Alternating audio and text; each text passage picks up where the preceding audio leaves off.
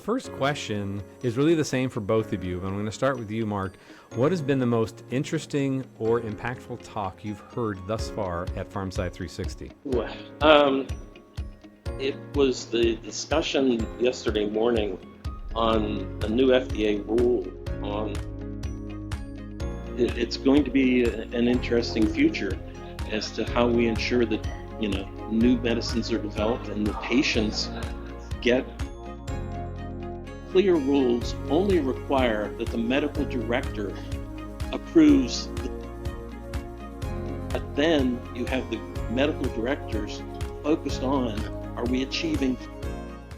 Welcome to the BioTalk Unzipped podcast, where we unzip the stories behind medical progress by sharing the latest and greatest advances in biopharmaceuticals and medical technologies in a fun, entertaining, and enlightening format. And now your co-hosts, Gregory Austin and Dr. Chad Briscoe. Hello and welcome to a very special PharmSci 360 AAPS edition of BioTalk Unzipped on location in Salt Lake City. Our mission is to unzip, unlock, and uncover the interesting stories behind medical progress. I'm your host, Gregory Austin. I'm in Kansas City. I'm a life science professional in the quality and regulatory consulting space for ECI. Along with me and on location at AAPS in Salt Lake is my friend and co-host, Dr. Chad Briscoe. Chad is a longtime friend and bioanalytical scientific leader with Samaritan, and we publish BioTalk Unzipped twice a month and bring experts from different corners of the pharmaceutical, biotech, and med device worlds to share their innovations, insights, career journeys, and personal stories to the show. Please subscribe, like, and comment on our episodes, and thanks for listening. Today, we have a very special guest. Alongside Chad in Salt Lake, we're thrilled to welcome Dr. Mark Arnold, a distinguished bioanalytical thought leader with an impressive track record in supporting drug development programs from IND to NDA and BLA filings.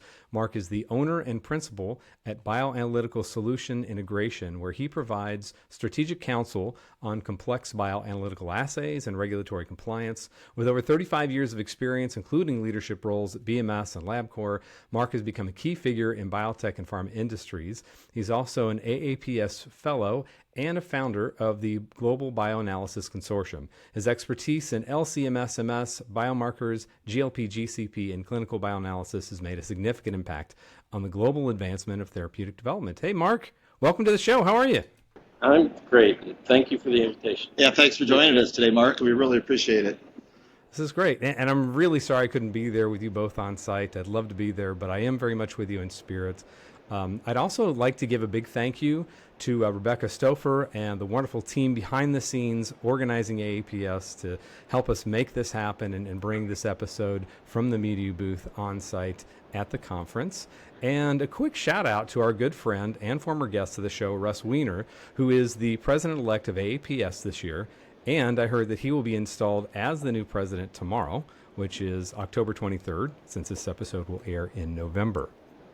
So guys, real quick, before we kind of dive in, I'm curious, how many attendees do you think are at PharmSci this year? I've got inside info on that. So All right. I'm going to hold off and not tip our hand on that. I think we're sitting around 4,000, 3,500, 4,000 this year, if I'm got my inside info right.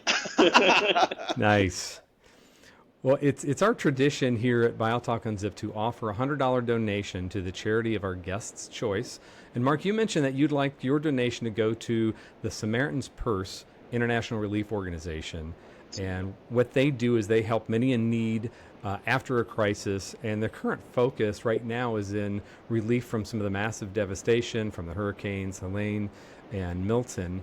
Mark, why is Samaritan's Purse important to you? I just think what's happened in the country, and there's been so much devastation. We're going into winter, and these people have nothing. Yeah. It's a simple message. I really appreciate it as well, Mark. As a North Carolina resident now, I was lucky to be far enough away to not be touched, but it's certainly acutely, aware with, friends, neighbors, in the Triangle area where I live, that everybody knows people who've been affected by this. I mean, this is one that I'm going to double what our normal donation is, because it really means a lot to me, and we've given and donated some other ways, certainly being local, but yeah, they're also the charity I hear a lot of people saying this is the one to go to that's really making an impact there. And I plan to be a future resident in Western North Carolina as well. I have some land out there, and so I certainly want to support the local space. I do. I really, really appreciate that. Thank you, Mark. Nice. That's excellent. So the first question is really the same for both of you, but I'm going to start with you, Mark. What has been the most interesting or impactful talk you've heard thus far at PharmSci 360? It was the discussion yesterday morning on a new FDA rule on lab-developed tests, which I think really is going to change and potentially delay how some biomarkers get utilized in clinical trials. And it came out earlier this year. It's going to mean that lab-developed tests have to get approved by the agency. And that's not an easy process. They move from being lab-developed tests into being in vitro diagnostic tests. And it's a 4-year implementation process, but that's still making them similar to a GMP process in many ways. And so if you are a pharma company and you have a biomarker in phase 2 and all of a sudden you say, I need to make medical decisions on this, all of a sudden you have to get that approved before you use it in phase 3. And then you're going to be moving on and trying to utilize that and carry it through your rest of your program. So Mark, there's a few different types of laboratories affected, and there's a couple of different types of testing they do in those laboratories. Right. Plus, thinking from when I'm putting my other hat on, I'm a service provider.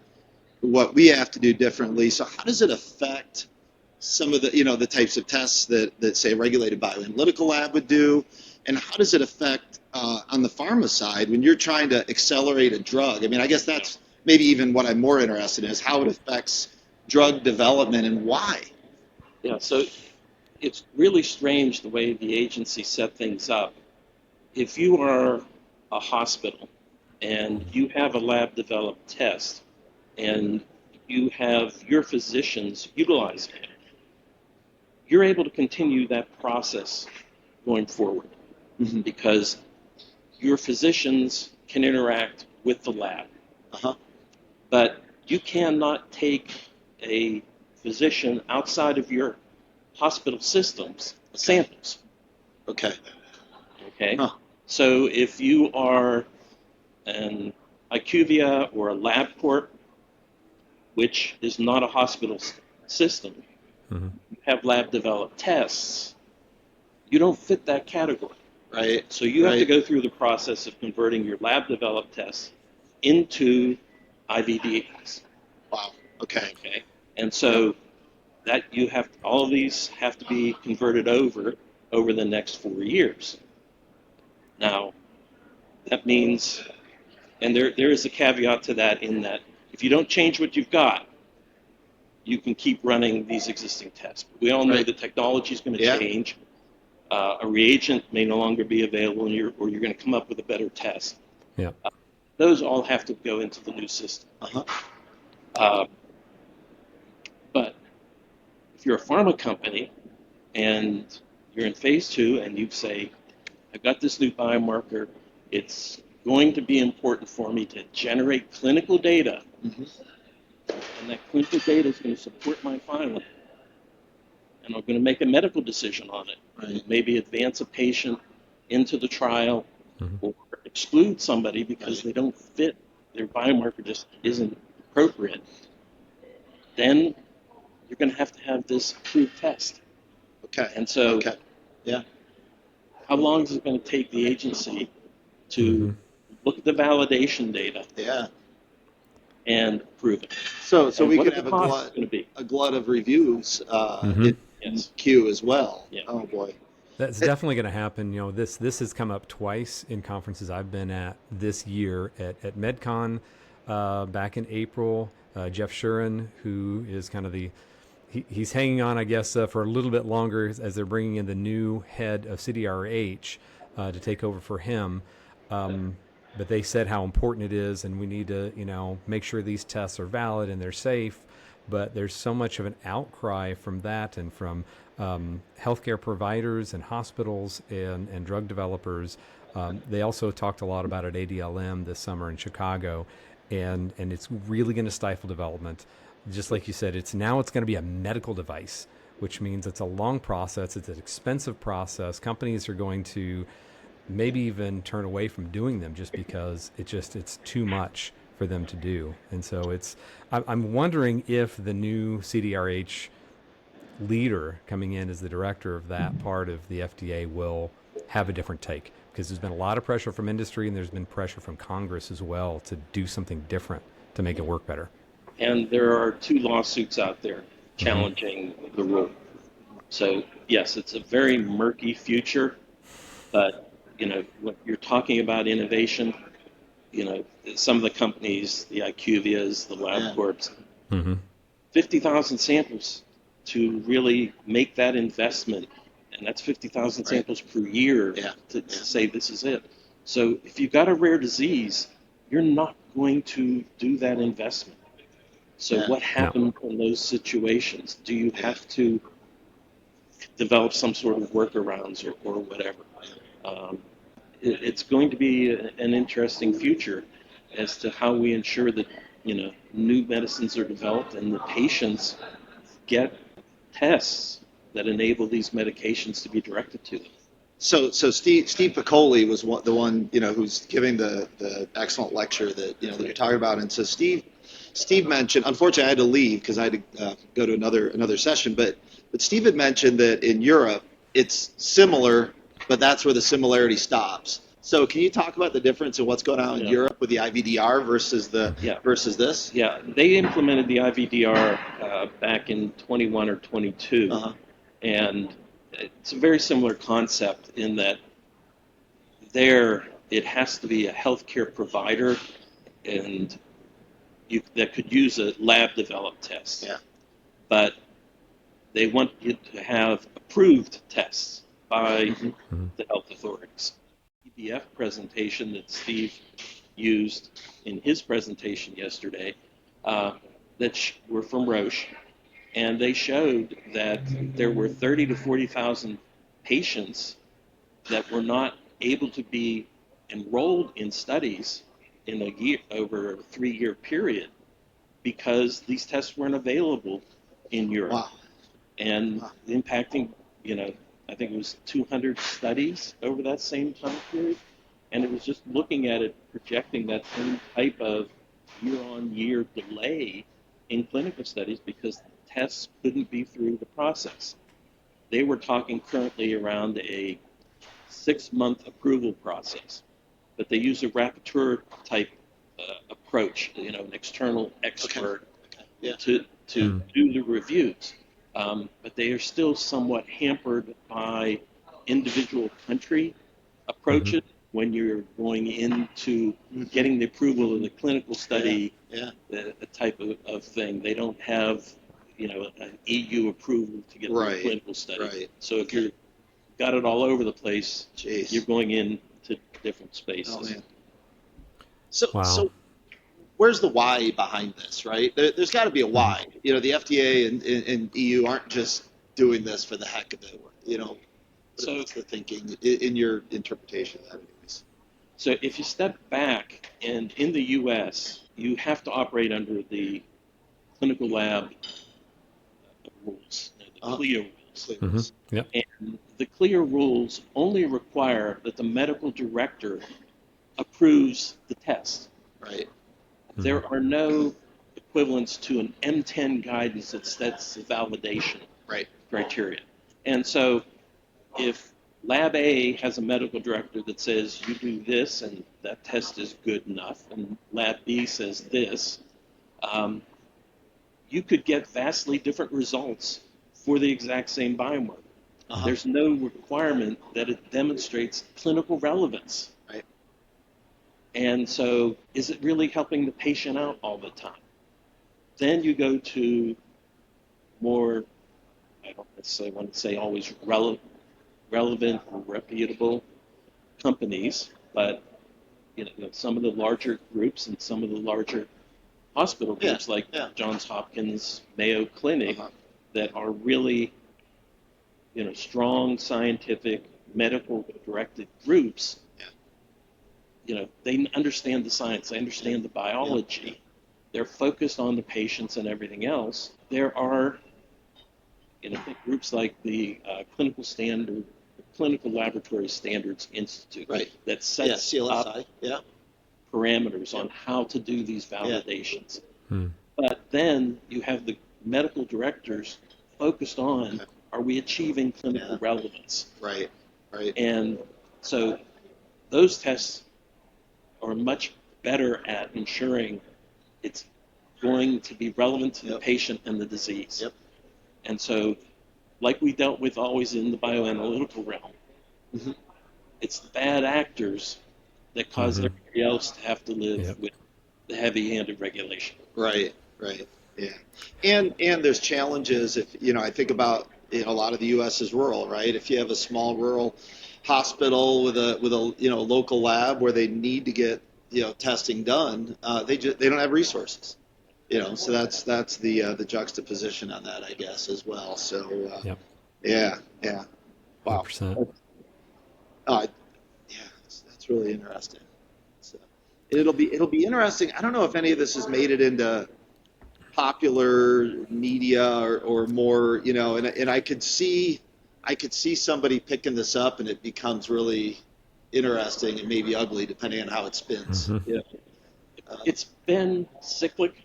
Yeah. I mean, the Valid Act was out years ago, and the media was raised the whole same thing. Oh, these tests that you're taking aren't really good enough. And so, this rule kind of came out, and a few people picked up on it, saying, "Oh, you're going to get better testing and all of this." And a couple of media outlets said, "Well, why is the industry challenging better testing?" Right. Yeah. Well. Because they don't get it. It's the easy answer. Yeah. Yeah. It's always a very, very fine line between safety and innovation, and how much is too much of safety and oversight versus really helping the patient and creating those opportunities for them. So we'll see. Hopefully it'll get at least adjusted in a way that makes sense. Yes. Yeah. So Mark, you've had a remarkable career, and you're still going. You're still helping make an impact in drug discovery and development. After all this time, what drives you? What keeps you going in this field of bioanalysis? So my cornerstone is really the end game. It's getting that new therapy to a patient. And, early in my career, it was, I loved the science, but when I was at BMS, they started bringing in the patients and telling their story on how the medications were helping them. And once you realize that, hey, wait a minute, I worked on that drug, and there's a clear benefit, that shifted my perspective. And so when I left LabCorp and started consulting, that's when I decided, I'm going to keep doing this, and I'm changing my focus a little bit because I want to work on the projects that are of interest to me, because they're companies that have that same passion and focus. I can work with people that I like, exactly. and I can be a little bit more stress-free. And so that's what's keeping me going right now. Nice. in the consulting business. Tony DiStefano yesterday said, he's also a consultant, well-known consultant in the space, and Tony said, I only take projects. He gets paid, of course, right? You got to pay the bills, but he said, I'll only take projects that I would also do for free. And I thought, wow, that sounds like a great great retirement gig. And that's I think the dream. The things that he's passionate about, and he's doing a lot. He's keeping very busy as well. So good for you. That's the same thing for why I volunteer in AAPS, right? AAPS is really dedicated to helping its members and develop themselves, learn, and every one of them is participating in this overall process to develop the new medications Yeah. that ultimately Yeah. are going to help patients. Yeah.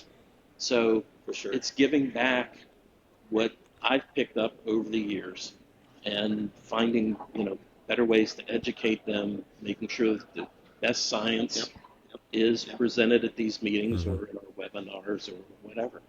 Yeah, well, and I think, Mark, your contribution as a mentor also over the years, and certainly your contribution as a mentor to me.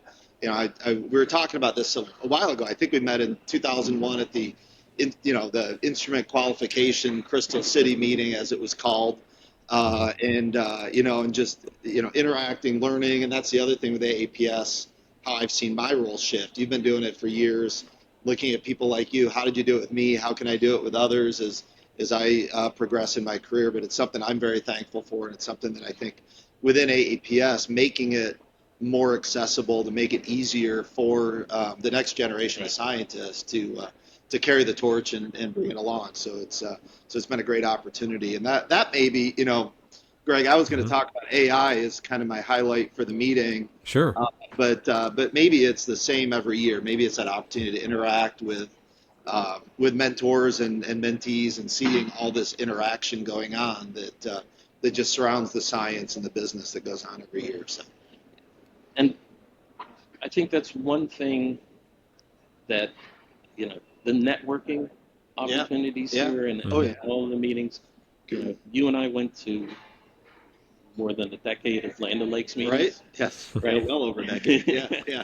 And, they were isolated meetings. They were. You really couldn't go anywhere, so you had to network. Yeah. And you built friendships up, but you were able to talk science in a relaxed atmosphere.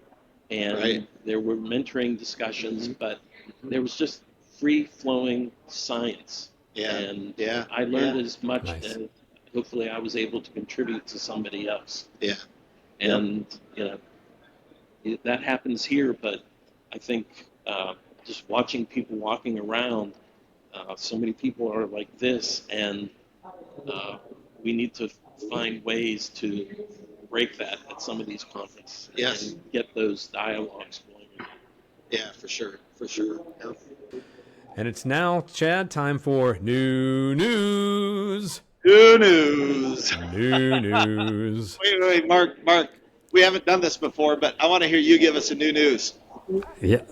New news. Come on. New news. All right. Nice. All right. Thank you for that. So, published on October 16th of this year by Ben Fidler and Ned Pagliarulo, WAVE sees RNA editing validation in early trial results. So WAVE Life Sciences, you may have heard of this, has reported promising early results from their new RNA editing clinical trial for alpha-1 antitrypsin deficiency, AATD, which is an inherited lung and liver disease. The first 2 patients treated showed significant increases in wild-type AAT protein production, confirming successful RNA editing. By day 15, the AAT protein levels in the patient's blood plasma reached 10.8 micromolars, meeting the regulatory thresholds for potential approval. No serious side effects reported, and these results mark a breakthrough for RNA editing technology, with the potential to avoid some of those risks of permanent DNA altering methods like in CRISPR. So, to Mark, I'm curious, what are your thoughts about this RNA therapy, if you've heard of it, and maybe what are the key bioanalytical challenges when validating new technologies like this? Yeah, I've not heard of, the RNA editing. I've heard of a variety of other things going on with RNA. But, there's so many things that just come to mind, like how do you detect the editing piece, right? Right. How long is that there? Yeah.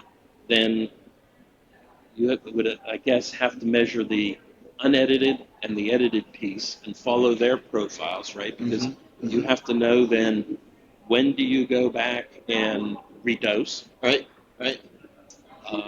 Does the editing tool need to have an immunogenicity assay? Right? Yeah. There's a questions in Yeah. this. So, right?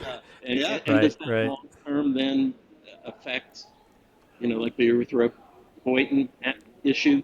Do you Yeah. have to keep those escalating up?